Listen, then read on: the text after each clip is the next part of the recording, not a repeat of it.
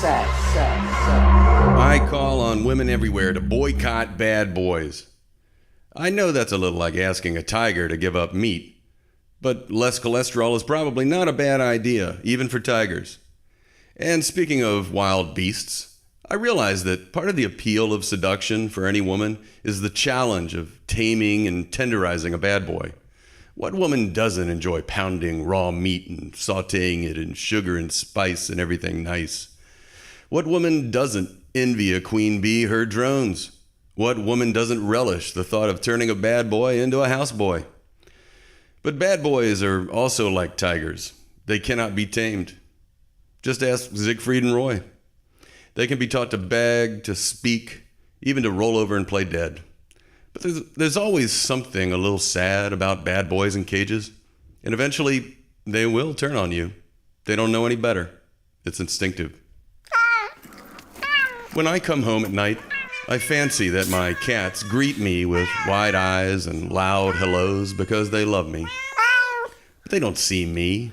They see Tuna. And they're not saying hello. They're screaming, "Tuna!"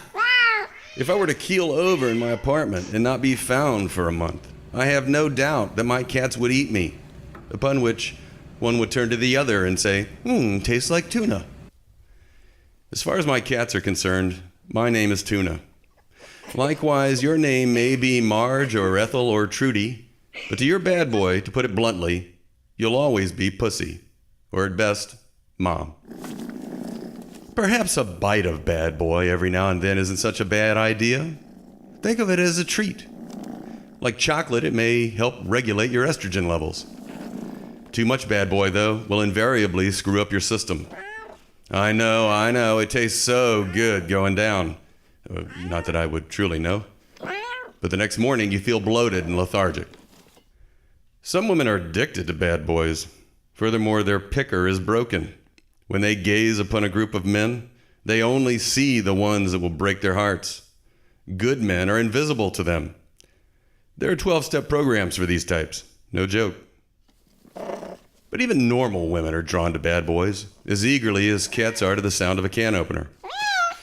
When I feed my cats, I can't even get the can all the way open before I'm besieged by the sound of desperate cries. It's as if the little vermin hadn't just devoured the same stuff a few hours earlier. I got some tuna in a pouch recently, thinking I could outwit my cats. For once, I thought, I'll be able to get the food in the bowl and get out of the way before they knock me off my feet. Quietly, I tore open the pouch. Within seconds, from across the room, my cats raised their heads, twitched their noses, and came running. Tuna and catnip are my cats' drugs of choice. I like to lay down a pinch of ground catnip on a newspaper and watch them take turns headbutting the other to get to it. Once I found the dominant of the two felines passed out, face down in the substance. It may seem like I've gone on a tangent with all of this cat business, but I haven't. Women smell bad boy pheromones across a crowded room and respond with the same madness as my cats to catnip and tuna. Hear that sound? That's the sound of women throwing themselves at bad boys. I used to go bar hopping with a guy named Nate. He and I were similar in appearance and bad boy posturing.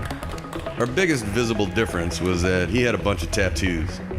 Within minutes of arriving at a bar, any bar, several attractive young women would have their hands all over his arms and torso, peeling off his shirt to investigate his tattoos. Really, ladies? Tattoos? That's what gets you going? And you give us shit for liking fake breasts? My philosophy with tattoos is I have a hard enough time committing to more transient things, like women. Maybe those club girls looked at Nate and thought, now there's a guy who knows how to make a commitment. What they didn't know was that Nate had brief commitments with as many as 5 of them at a time. Many of them already had boyfriends or husbands. When it came to Nate, they were powerless. Nate, too, was powerless. Pussy's just another drug, he lamented, after countless one-night stands. St. Augustine couldn't have said it better.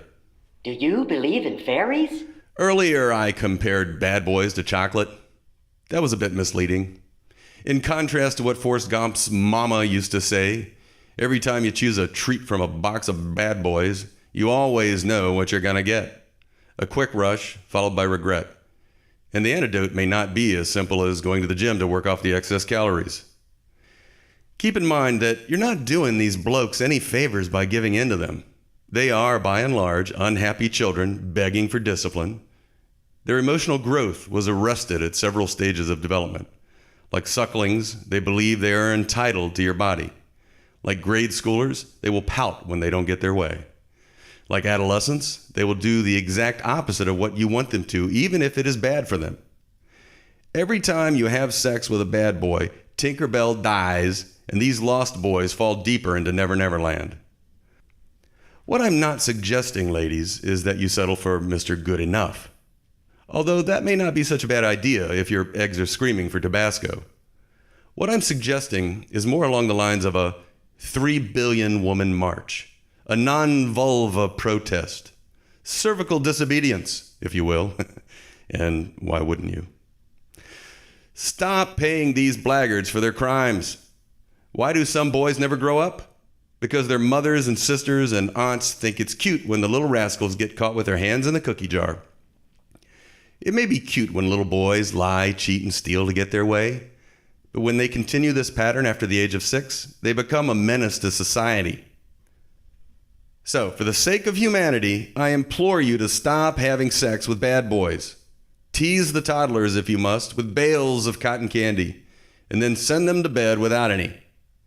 They will most assuredly throw tantrums, which will, no doubt, pull on your heartstrings. Let them cry it out. They will eventually learn, as all real men must, that they don't need your vaginas to feel good about themselves. Hi, I'm Trudy, and I'm powerless over bad boys. Hi, Trudy. When people first give up salt, they complain that all food tastes bland. But soon they learn to savor a greater variety of natural flavors from healthier fare. And this is akin to what will happen when you give up bad boys. I suggest you start with a strict diet of gentleman and nerd. No, not bad. Yes, that. To cleanse your palate. You got to get the bad boy taste out of your mouth first. Only after you've learned to savor the finer flavors of masculinity should you allow yourself, and frankly, only after you've completely given up bad boys will you even deserve the deep satisfaction and lasting pleasure of what Dr. Paul Dobransky calls a gentleman with an edge. Gentleman with an edge. This is a hybrid, okay? Currently rare in part because so many women, 40 years after women's lib, still rely on the antiquated nice guy bad boy models. The two are not mutually exclusive. Think of men now as roller coasters. The bad boy will always derail. The nice guy is for the kids. He's your uncle or grandfather. The gentleman with an edge, though, offers the same life and death thrills of the bad boy, but will always deliver you safely back to the platform.